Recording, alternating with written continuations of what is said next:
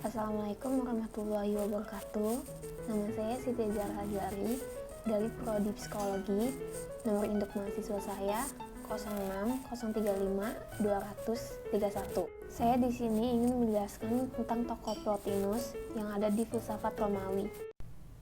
Plotinus dilahirkan pada tahun 204 Masehi di Lycopolis di Mesir. Pada waktu itu dikuasai oleh Roma, dan ia meninggal pada tahun 270 Masehi di Munturnea, Campania, Italia.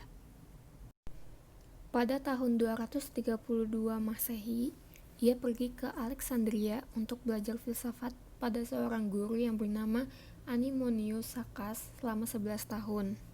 Pada usia 40 tahun, ia pergi ke Roma. Di sana ia menjadi pemikir terkenal pada zaman itu. Ia bermula mempelajari filosofi dari ajaran Yunani, terutama dari buah tangan Plato. Plotinus mulai menulis karya-karyanya dalam usia 50 tahun. Pendapat-pendapat yang dikemukakan dalam karya-karyanya itu adalah didasarkan pada filsafat Plato, terutama ajarannya tentang idea tertinggi, baik atau kebaikan. Oleh karena itu, maka filsafat Plotinus disebut Platonisme. Muridnya yang bernama Porphyry mengumpulkan tulisannya yang berjumlah 54 karangan. Karangan itu dikelompokkan menjadi 6 set yang tiap set berisi 9 karangan. Masing-masing set itu disebut Aeneid. Di antaranya, yang pertama, Aeneid pertama berisi tentang masalah etika, kebajikan, kebahagiaan, bentuk-bentuk kebaikan, kejahatan, dan masalah pencabutan dari kehidupan.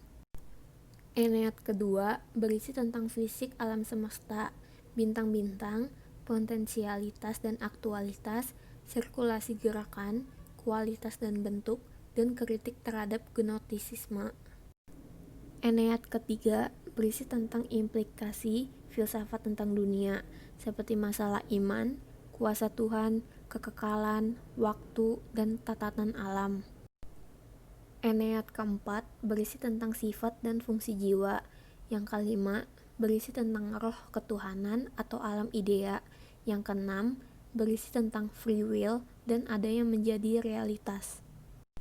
Plato percaya pada 3 hal, yaitu yang esa, intelektualitas, dan jiwa. Yang esa adalah sesuatu yang bersifat serba baik, tanpa batas, dan tidak dapat dideskripsikan mengikuti filsafat Plato. Plotinus juga menggambarkan bahwa yang esa adalah sebagai cahaya di tengah kegelapan. Plotinus mengajarkan bahwa dari semua yang ada satu yang tertinggi, sepenuhnya transenden. Yang esa tidak mengandung divisi, keragaman, atau perbedaan. Selanjutnya ada intelektualitas, sebagai sumber dan landasan bentuk dan materi dunia yang dalam istilah Plato disebut form. Pikiran dan objek yang dipikir menyatu dalam intelektualitas. Tidak ada pemisahan antara subjek dan objek, yang memahami dan yang dipahami.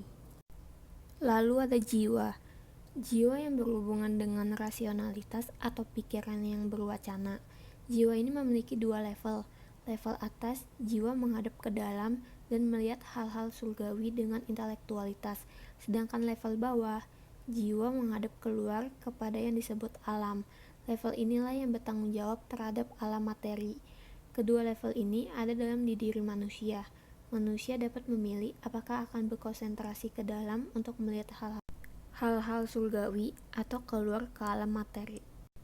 Lalu Plotinus juga mengatakan bahwa filosofi is easy.